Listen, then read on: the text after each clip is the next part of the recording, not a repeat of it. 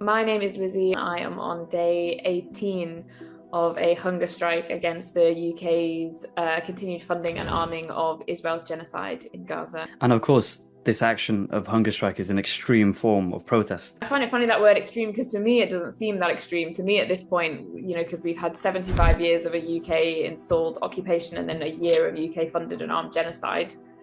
Nothing I think at this point is extreme.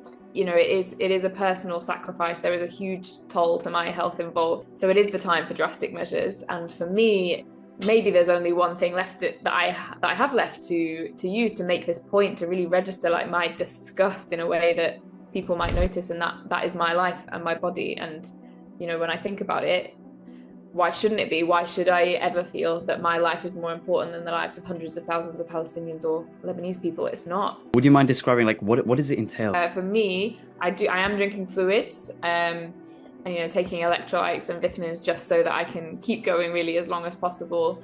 I'm also, if I do want to eat, I have a rule that I can eat up to 250 calories a day, in line with essentially what is being rationed in Gaza at the moment. That's another point I really want to draw attention to, is that there is a famine as well. It's not just that we're dropping bombs on these people, we are starving them to death. What does Palestine mean to you? Why is this issue so important for you? It matters to me as a UK citizen because the UK installed the state of Israel, it funds it, it arms it, it is continuing and escalating this conflict the longer that it supports it. It's my taxes, it's weapons being made in my country. I was an ambassador for the Holocaust Education Trust when I was young, and I was part of a project to try and make sure that nothing as despicably evil as that ever was allowed to happen again. And then it did, and not only did it happen, I was forced to be complicit in it. On that note, what do you think the role of individuals, just average day citizens, can do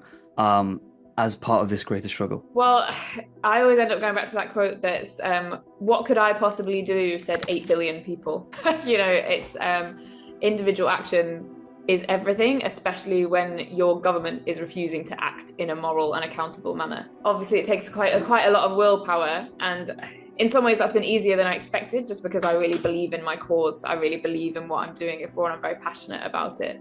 I'm shattered. It's especially mentally straining, and obviously there's the lack of routine in my day because I don't have meals. Where do you see this ending? How long are you going to do this for? I did say, this is a cause that I feel prepared and obligated to die for. And that is still true because, as I said, I don't believe that my life is more important than this cause ultimately.